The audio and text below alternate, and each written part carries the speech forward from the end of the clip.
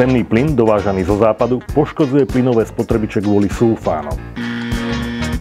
Zemný plyn na Slovensku je do distribučnej siete dodávaný z prepravnej siete spoločnosti Eustream cez vnútroštátne prepúšťacie stanice, z podzemných zásobníkov a z vlastných zdrojov spoločnosti Nafta.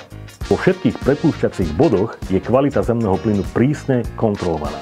Hodnoty parametra sulfánov sa v zemnom plyne pohybujú v stotinách percent a doposiaľ neboli v žiadnom zo vstupných bodov do siete prekročené.